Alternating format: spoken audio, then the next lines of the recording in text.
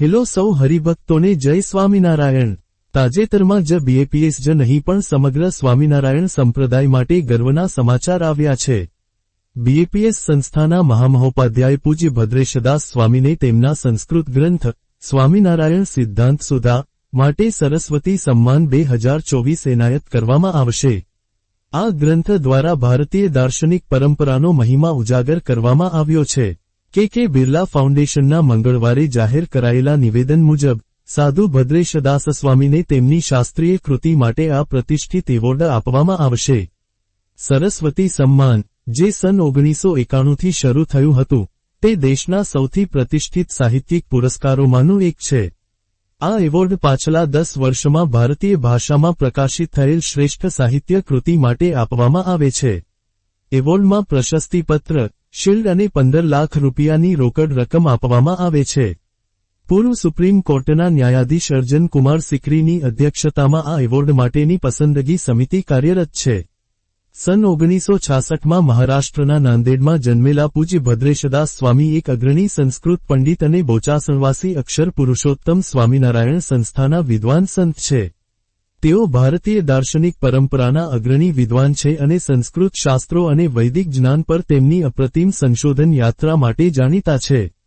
તેમણે ભારતની પ્રાચીન વૈદિક પરંપરાને આધુનિક યુગમાં જીવંત રાખવામાં મહત્વની ભૂમિકા ભજવી છે। ભારતીય દાર્શનિક સંશોધન પરિષદ તરફથી તેમને આજીવન સિદ્ધિ એવોર્ડ પણ મળ્યો છે।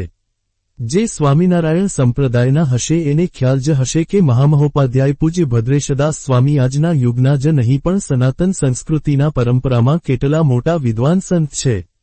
2017માં પ્રકાશિત થયેલ સ્વામિનારાયણ સિદ્ધાંત સુધા ગ્રંથમાં પ્રસ્થાનત્રયી ઉપનિષદો, ગીતા અને બ્રહ્મસૂત્ર પર આધારિત અક્ષર પુરુષોત્તમ દર્શનનું તત્વજ્ઞાન સરળ અને સુગમ ભાષામાં રજૂ કરવામાં આવ્યું છે।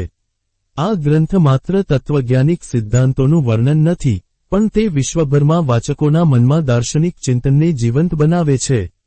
પૂજ્ય ભદ્રેશદાસજીના ગ્રંથ દ્વારા સાબિત થાય છે કે ભારતમાં તત્વજ્ઞાન માત્ર ઇતિહાસની પાનું નથી, પરંતુ એક જીવંત પરંપરા છે, જે આજે પણ નવા દાર્શનિક વિચારોને જન્મ આપે છે। પૂજ્ય ભદ્રેશદાસ સ્વામી માત્ર પંડિત જ નથી, પણ તેઓ ઉત્તમ વક્તા અને પ્રેરક વિચારક પણ છે।